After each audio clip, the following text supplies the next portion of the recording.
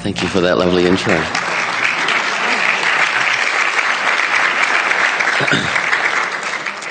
Hey everyone, thanks for coming. All right, we've only got half an hour, so let's get into it. I'm Joshua Boggs, and I'm a game designer and director. Prior to Framed, I've been in the industry for about 8 years now. Some of that time spent in AAA, and some of it at various other studios. I've been independent for about 4 of them now. I've been lucky enough to receive a bunch of awards or accolades, but that's not all there really is to me. I'm also an attention seeker. And this talk is kind of about how that addiction for approval and recognition ultimately damaged significant parts of my life. I'm going to try and keep it together, so forgive me if things get a little bit dark. But yeah, this talk is basically for those that may be going through something similar, or for those who can see someone they care about doing something similar, and that they just can't recognize it. Okay. So if you don't know what Framed is a noir puzzle game where you rearrange panels of a comic book to change the outcome of the story. We've managed to achieve a fair amount. A lot of stuff that I kind of put on my bucket list of whatever I wanted to do in life. And we managed to get a lot of attention. Yeah. So why did I do this? Like, what was my goal? To be honest, I don't really think I'm alone in this. I was just really unsatisfied with my life. I didn't really grow up in the best family, and I was pretty much just told consistently that I could achieve anything. In hindsight, this is clearly biased and privileged, but that upbringing, that desire to be more than what I came from, never really went away. So no matter what relationships or achievements I had in my life, I was still unsatisfied. I always needed more. I needed to fill that hole in my life. I needed to be relevant, to be remarkable. And it kind of all started when I was in my teens. I used to do this little thing called the deathbed experiment. And it's basically just we don't like to talk about death a lot, but you can use it in a really powerful way to make important decisions about your life. And the way it kind of works is you just fully imagine yourself on your deathbed looking back on your life. What are you proud of? What hasn't happened yet? What's meaningful to you? And so when I imagine this, I just imagine myself needing to leave some sort of legacy. I want to be remembered for pushing the medium forward that we all love so much. So I threw myself into my work. And did I achieve what I set out to do? Yeah, I did. I did tick off everything on that list. I had every major festival and took home or was nominated for almost every award going on the circuit. But did that make me happy at all? Not at all. And it's because I wasn't getting the recognition I felt it deserved, or more importantly, it felt that I wasn't getting the recognition that I felt I deserved. I felt my whole life was leading to this, and I was going to achieve it no matter what. I needed more. I was getting praise that I needed, but I just wasn't satisfied with it. So, rewind just really slightly. We first flew to Japan and submitted to IGF China and Tokyo Game Show, and that was kind of like the beginning of the addiction, I guess. What should have been a boost in confidence became the start of an addiction to approval and external validation and attention. I thought I was prepared for it, but I didn't really realize that the destination had changed. It was no longer like a ride to the top, it was a ride into hell. And I was hooked. I was finally being recognized by people I'd respected and looked up to for so long. And you can see the signs of it in the previous slides, and if you saw my other talk as well, that focus on awards all the time. I lie to myself when I say that it's all for the PR, but that's not really what it's for. I want people to see how good we are. Well, I guess how good I am. I need the recognition, the validation, the attention. I need to be relevant. And And I wanted to be the next big thing, and I wanted that by any means necessary. The goal originally came from a place of, good intentions to, be respected. But, they say the road to hell is paved with good intentions. Ultimately, like many artists, I just want to be known and respected for what I create. I want to build a legacy. It's what I need. I need to be remembered when I'm gone.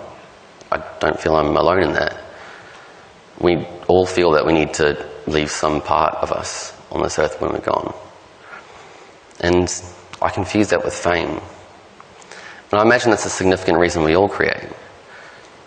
If you're really honest with yourself, why do you create games? Once upon a time, fame was sort of bestowed on those who earned it, for saving lives or heroic deeds. Today, fame is more of a form of currency. It's a social currency. And like any form of currency, it distinguishes the classes of people. It defines the class of its social media citizens. It defines who has influence, who has power, who will be listened to. And we're addicted to it.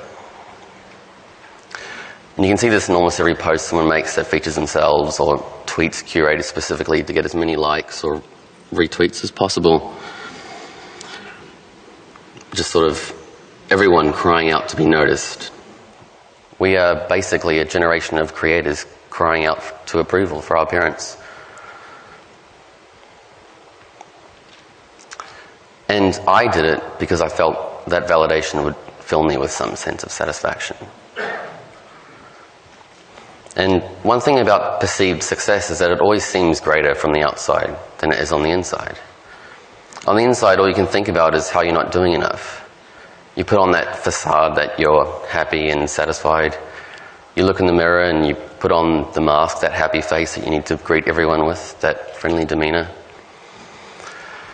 You put it on because without it, you just won't succeed. You tell yourself it's for the PR, hoping that someone will believe it. But at the same time, the expectations of yourself and your teammates at this point become unrealistic. You chastise yourself for not being front page everywhere, for not doing more. You fool yourself into this childish fallacy that if you just try harder, you can achieve anything, that everything is in your control. So you continue. You continue to push yourself. You continue to lie to yourself that it's for the game, that it's for PR. But deep down, you know what it's really for. You know the real reason you're projecting your own unrealistic expectations onto others. Why you've pushed everything else in your life to the side. The real reason your game is so awarded prior to release. Why you've got a spot on the silver screen before the main film rolls. And why you've lost sight of your values. Why you need another drink. It's not because you worked hard for it. It's definitely not because you deserve the success either. It's because you're an addict. But it doesn't really matter, because all you can think about is that next hit of validation. When people talk of cost, they often talk about the time they spent building a company, or a certain product or a game or anything really. They talk about the dinners they missed. And that is valid, that it is a valid sacrifice. But for a lot of entrepreneurs and people who really throw themselves into their work, it's not really what they're talking about. What people really mean when they talk about what they gave up to ensure they succeeded, what they're really talking about is that they sacrificed themselves. They lost sight of those values that made them who they were, what they hold themselves up to, what they hope to pass on to others. They gave them up to succeed, to tick that goal off their list. And I did the same. I turned my back on everything that made me strong. My skills I discarded for more relevant ones. My values I threw away so that I could become someone who could maybe fulfill that dissatisfaction and emptiness I have in me.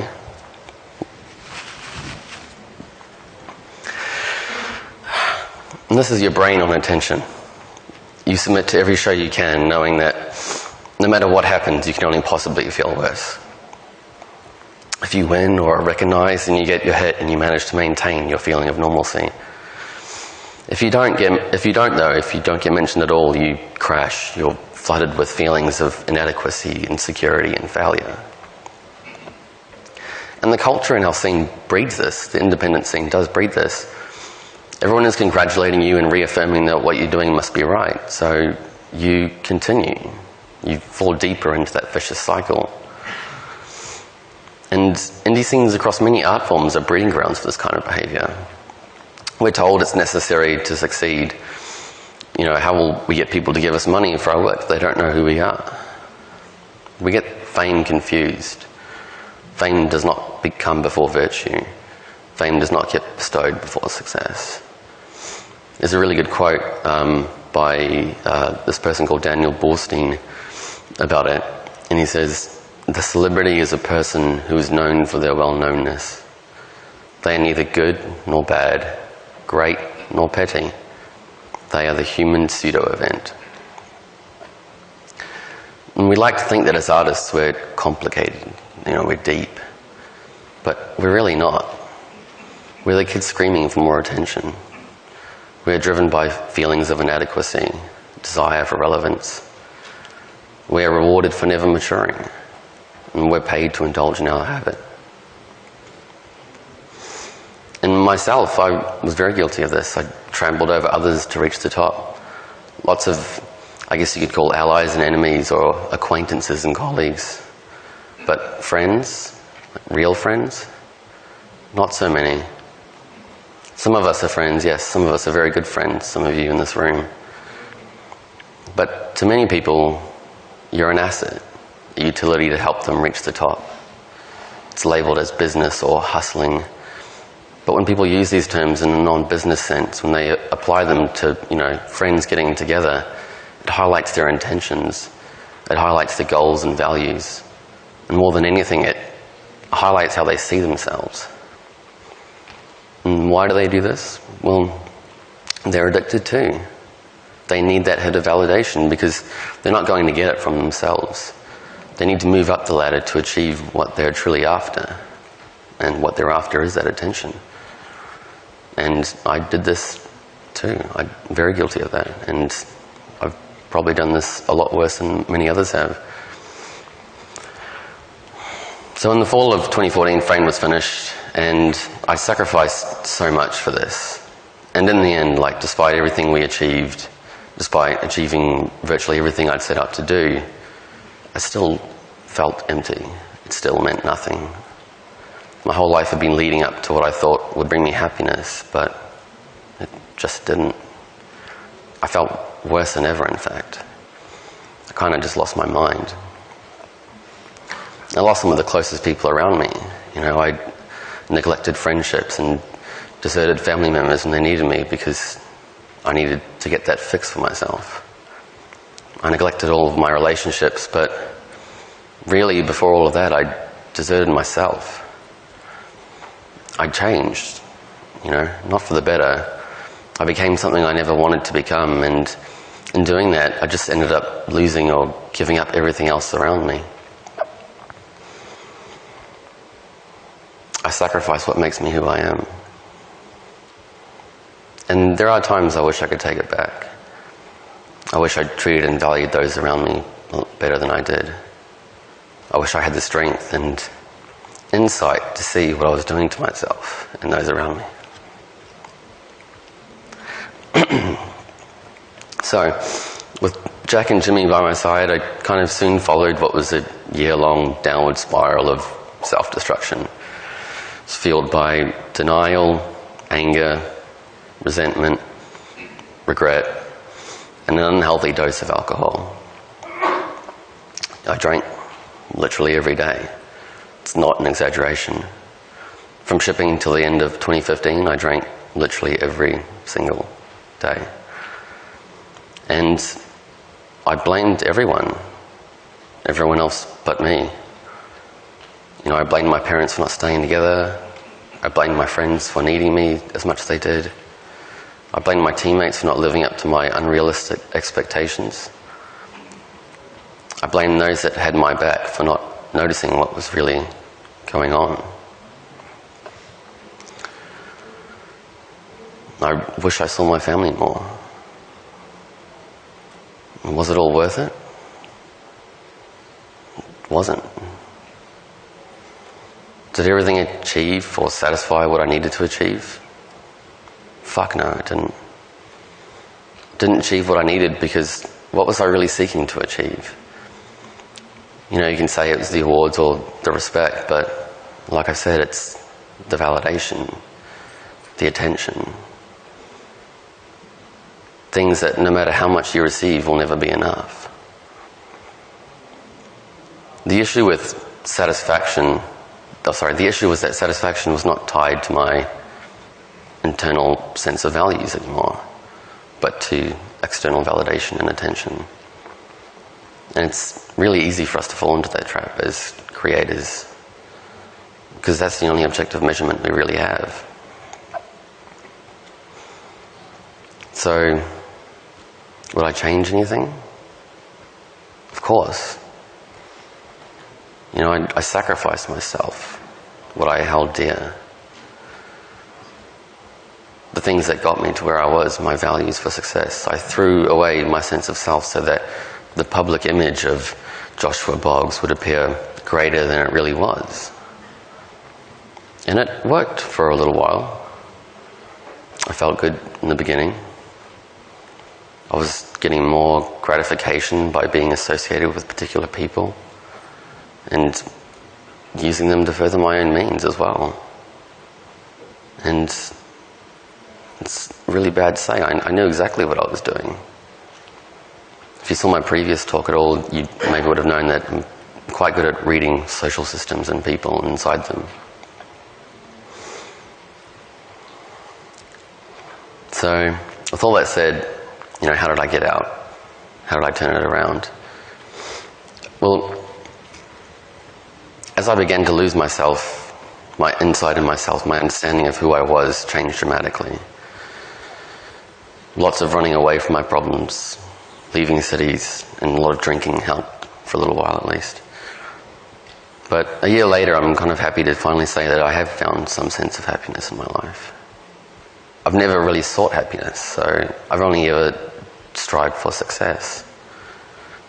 But that pursuit had destroyed me, and I was still unsatisfied. Particular people who stood by me helped me a lot, and a lot of acceptance of what I'd done wrong and lots of therapy have brought a greater understanding about myself. And it's really hard to accept help, particularly, you know, with mental issues, because your mind is the problem. And as creators, it's really hard for us to understand that because we trust those instincts so passionately, right? They are what make us great at what we do. But it also lies to us. Schopenhauer once said, "An artist never is happy, but spends their whole life in striving after something which they think will make them so. They seldom attain their goal, and when they do, it is only to be disappointed. They are mostly shipwrecked in the end, and come into harbour with mast and rigging gone." I remember when I was at EA, there was someone there who was leaving, who I really looked up to, and I asked them why they were leaving, like why were they giving up on their dream? They were leaving the games industry altogether. And they said something that I think more and more about, and they said the difference between dreams and reality is that a dream can't really be lived, right? If it can be lived, it's too narrow, and if it can't, it shouldn't be a goal. Rather than dream, you should wake up and build a life that really fulfills you. And a dream is just an illusion. Don't ever tell people you are living the dream. All it proves is that your dreams are shallow. Being a superstar or an indie sensation doesn't mean a goddamn thing when you have nothing left. So, like I said, after being in the darkest and lowest point of my life for a year, I sought help. No person is an island, and if my issues are stemming due to my need for approval of others, I'm also going to need the help of others to get out too. I'm going to state right now also that if you're going through this yourself, please seek help. If you notice someone on your team or a friend going down this path whose goal is set to becoming famous or acclaimed, please point them towards this talk or get them help. Tell them that, those awards don't mean anything. Because if it's unreasonable to judge someone poorly based off of their lack of achievements, it stands to reason that you shouldn't also judge someone highly based off their achievements, right? And when you embrace this idea, goals kind of become meaningless. So rather than set goals, set what I like to call an ungoal.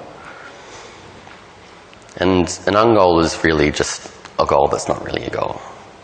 It's more of a value. Goals are a way to measure our achievements, measure our values. Our values stick with us and represent us as people. But the only way we can really measure that as creators is by achieving goals. The problem is, however, that it's very easy to replace your values with your goals. And you hear about this all the time, only in different language. You hear about selling out, losing yourself, corrupt. Achieving goals doesn't prove or disprove your value as a person. That is to say, it doesn't really measure your value or your worth as a person. Values can't be achieved or ticked off. They can only be lived. And really, we all just want to be remembered for our values. I don't want to be remembered for my achievements anymore. I want to be respected as a person, and I want to be a loving and caring person to those around me. I don't want to make games for fame or attention or anything so short-lived. I want to make games to share a part of myself with everyone, to speak and listen to humanity and the generations to come who will be here when we're not. So one thing I kind of learned in therapy recently was different to the deathbed experiment. The deathbed experiment was focused a lot on your own bubble, your own internal measurements, on goals and achievements. Other people and the meaningful relationships in your life are never really considered. The funeral experiment is just slightly different. It just asks, what will your loved ones say about you at your funeral? And it's different because the funeral experiment is based on character. It asks what lasting mark you will leave on those around you. Did you make anyone's life better? Did you help people? Are you a good person? It asks how you will really be remembered.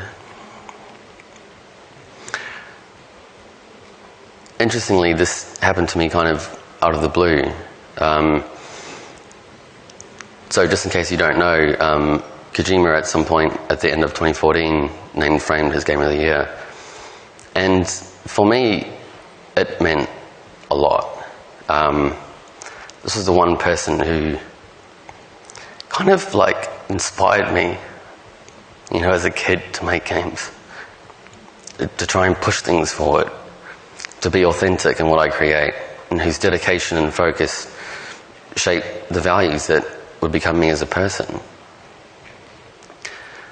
So to have that sort of connection and have your career come full circle in that way, it was something that I finally felt hopeful about.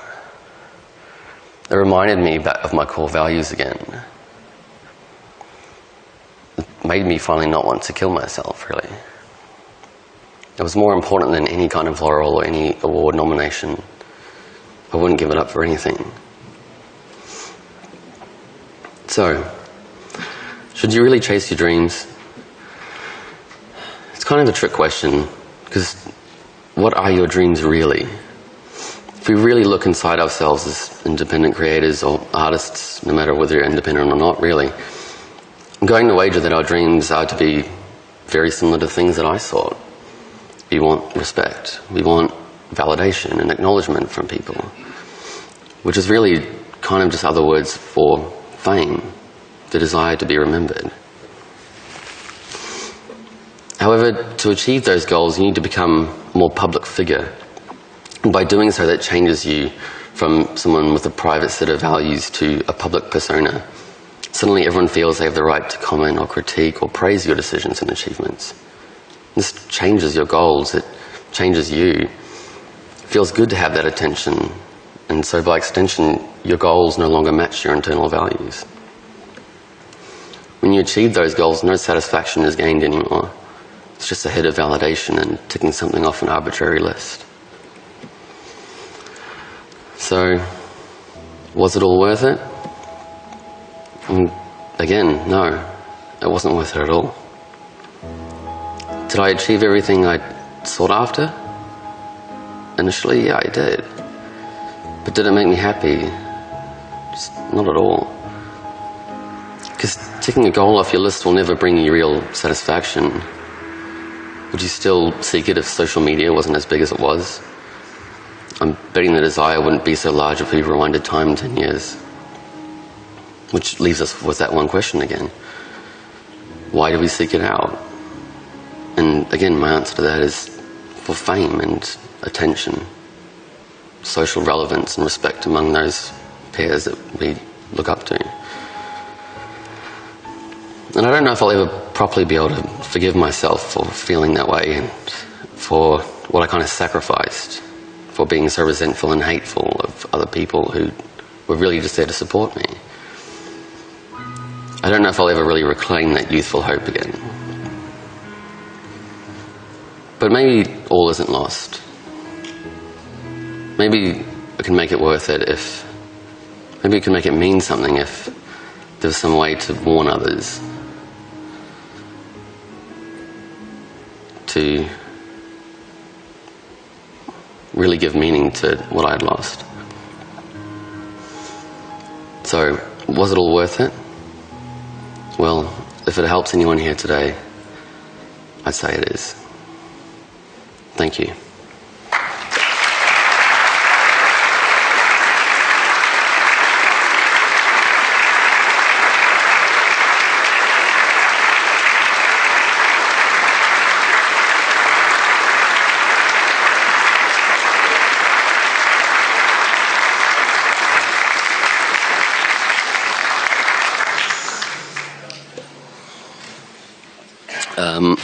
I don't know if we have time for questions. 2 minutes if anyone asks questions. Otherwise, we don't need to.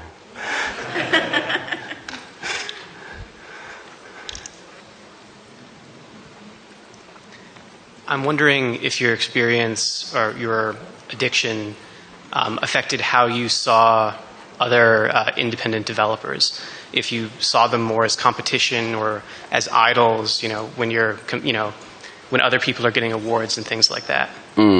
Yes, the question was, how did that addiction affect how I saw other people, right? And yeah, it definitely did taint things. Not necessarily like, they won something and I didn't, but more just, you look up to them and you sort of are trying to constantly do better to try and be remembered, and that does cause a sort of negative influence on you. So yes, it does. Thank you. Hi, you said if you are going through this too, that you should get help, and I was wondering if you could elaborate, like maybe if you mean like therapy, and if so, a specific kind of therapy. I can't really give out medical advice or anything, but and everyone's kind of different. So just even if you just start by telling people around you, what you're going through, and that's one of the great things about this community is, I would never give this talk anywhere else. I give it here because I know that we're all a community and we can all help each other. So it's not necessarily any specific kind of therapy. It's just, being able to actually voice that and have other people support you. Yeah. All right. Thank you. When you said you kind of lost your sense of self and your values, how did you reconnect with yourself and kind of find yourself again? Yeah, I think stopping drinking is a good one. Alcohol, for some people, makes them further depressed, and it definitely did that to me. But I think it was just a lot of accepting what I had done helped a lot in that. And I did seek therapy, which has only just kind of now slowly made me feel like I can go on again. So, yeah. Thanks. Hi. I don't really have a question, but more just wanted to say thank you for giving this talk. I really applaud you for being able to use the platform that you achieved through Framed to talk about this, which I think is something that's universal to everyone who has a natural drive and ambition. So I can imagine that this was tough to do, and thank you so much for speaking about this. Thank you. That means a lot, yeah. I think that's it. Sorry. No worries.